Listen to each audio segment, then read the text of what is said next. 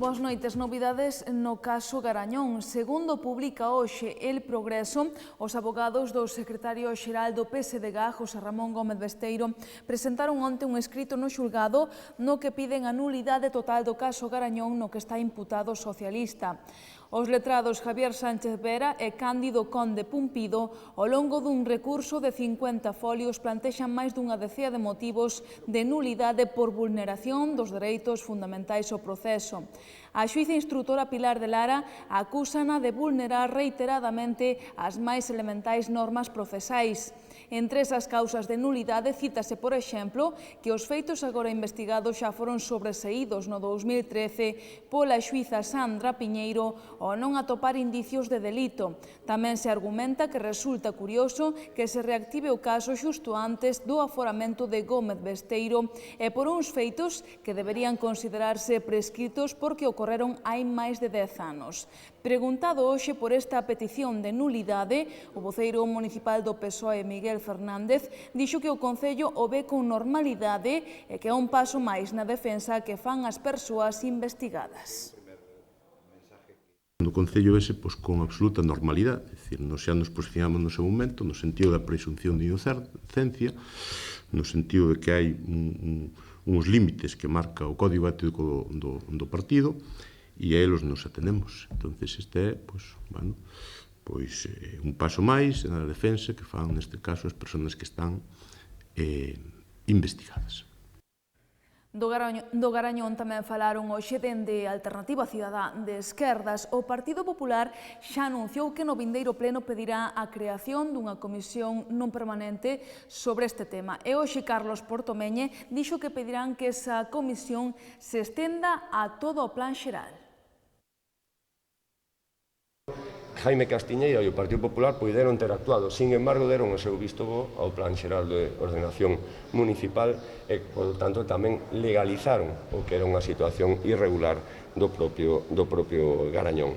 Agora se fala do que consideramos o mito da indemnización. Para nós é un mito, entre outras cousas, por dúas cuestións fundamentais. O primeiro, porque se existen responsabilidades civis subsidiarias do propio promotor, o que está claro é que quen paga é o que delinque, non o Concello neste caso. Hai que decir que no bipartito houbo unha orde de paralización provinte da Consellería de Urbanismo e esa orde de paralización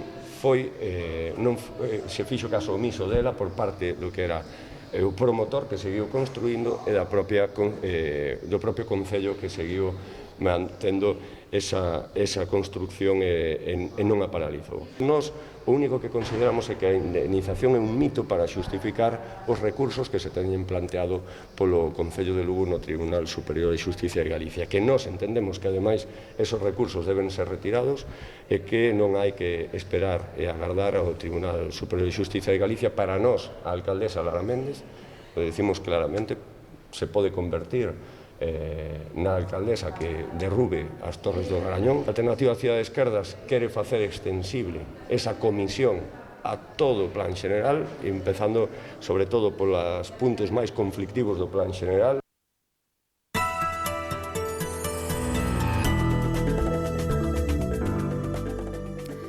Ante as últimas noticias de que a protectora de animais de Lugo está saturada, hoxe os populares pedironlle ao goberno local que adopte unha serie de medidas para combater o abandono de animais. Propoñen, por exemplo, campañas de control de microchips.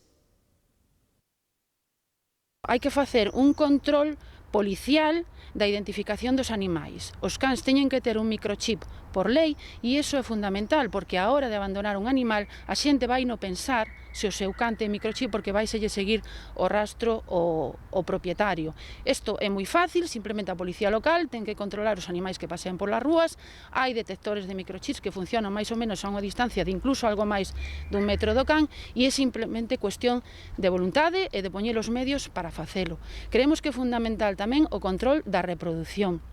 controlar as camadas mediante convenios coas clínicas veterinarias que existen na cidade e cos hospitales. Pódense facer campañas de divulgación para que a xente, os propietarios, sepan que castrar a súa femia non é ningunha traxedia cando se fai cos medios correctos, nun hospital ou nunha clínica correcta por un profesional. Evidentemente, quitarnos de encima mitos como que é moito mellor que teñan o primeiro celo e a primeira camada, porque iso non é certo. A mellor idade para a castración é a prepúber. Temas como, por exemplo, o das residencias caninas. Hai que ofrecer alternativas para que a xente, en lugar de abandoe, busque outros medios. Favorecer as residencias que xa hai e promover a creación de novas residencias, que ademais é unha creación de fonte de postos de emprego. E un aspecto que hai que vigilar moito e que realmente se fai moi pouco é o tema dos criadores. Nas redes sociales, se nos metemos, podemos ver criadores de todo tipo de razas. A gran maioría deles son ilegais. É tan sencillo como que vaya unha autoridade que faga unha compra e que a continuación que pida unha factura e que vexa o que pasa. Tendo en conta todas estas medidas, creemos que se pode chegar a paliar o problema, polo menos nunha boa parte, que a protectora poida funcionar correctamente.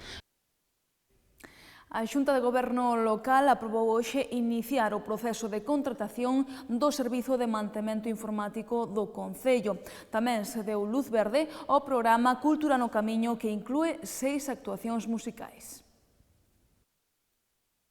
Acordamos o inicio do procedimento de contratación dun servicio de mantemento dos equipos informáticos do Concello con unha duración de 2 anos, prorrogables por outro, e con un orzamento de 56.000 euros ao ano.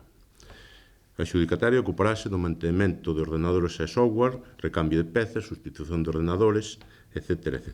Acórdase a prórroga e actualización da renda de 2 contratos de alugar de vivendas adquiridas ao abeiro dun convenio de colaboración entre a Xunta e o Concello para levar a cabo o programa de erradicación do chabolismo.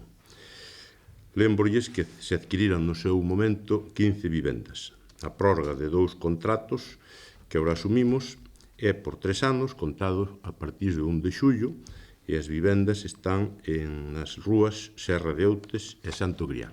Damos luz verde ao acordo de colaboración entre a Asociación Galega de Industrias Culturais, a GADIC, e o Concello para desenvolver o programa Cultura no Camiño. A aprobación condicionada a asinatura dunha adenda de garantía de pago por parte da Xunta, tal como establece a legislación vicente. O orzamento é de 12.500 euros, dos cales a GADIC achega 3.500, correspondendo ao Concello 9.000, para devolver esta programación, que inclúe 6 actuacións musicales. Algúnas xa incluso xa tuveron lugar e outras son as seguintes. Actuou xa David Regueiro na Praza de Augas Férreas o 16 de xullo.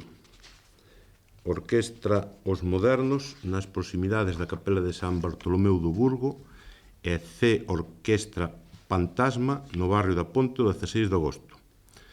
Camisa Val nas proximidades da Aula de Natureza Oberal o 30 de agosto.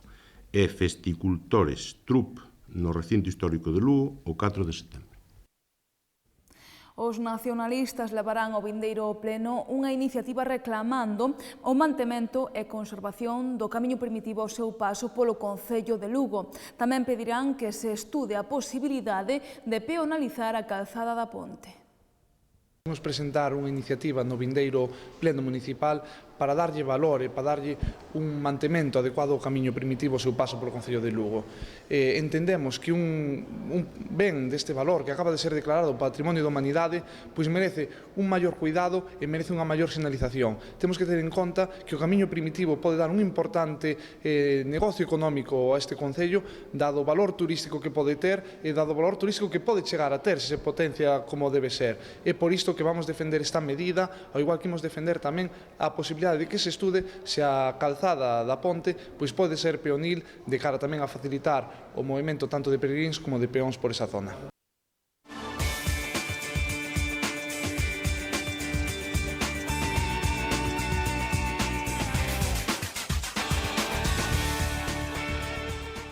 No Breogán non queren deixar pasar máis tempo e deronlle un ultimátum a McGee, polo que o xogador terá que dar unha resposta antes desta fin de semana, senón comezarán a buscar alternativas.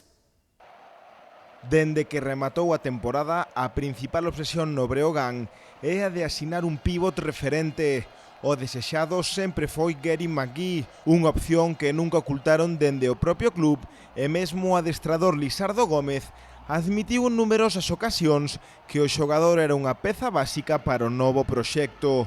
Pero as semanas pasan e o xogador non se decide, polo que no conxunto lucense puxeron unha data límite que é esta fin de semana. O xogador está a participar nun torneo de verán en Estados Unidos, onde ven de ser nomeado o mellor xogador, actuacións que engadidas ao seu papel no Breogán aumentan o seu caché, polo que o xogador quere agardar a tomar unha decisión, sabedor de que terá ofertas moi atractivas no baloncesto europeo.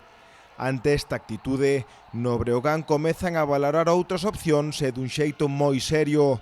As alternativas que se manexan son de xogadores contrastados na Liga. Unha delas é Taylor Copenrad. O xogador americano acumula numerosos ascensos á ACB con diferentes equipos e é un pívot determinante que marca diferenzas e que decide partidos. Pero actualmente as cantidades que solicita o xogador son demasiado elevadas incluso para un xogador do seu nivel. Por iso, a outra opción que se manexa é quizáis a máis realista, aínda que complicada. O elixido é Eduardo Hernández Sonseca. O pívot de 32 anos coñece a competición, a mesma que dominou a pasada temporada durante a primeira volta en Navarra, ata que decidiu aceptar unha oferta de Venezuela. Pero agora, o regreso de Hernández Sonseca a Lebouro é unha realidade na que se traballa dende o Breogán, xa que sería moi importante para Lisardo Gómez contar cun xogador que en 13 encontros de liga regular promediou 15 puntos, case 10 rebotes, un tapón e máis de 24 puntos de valoración.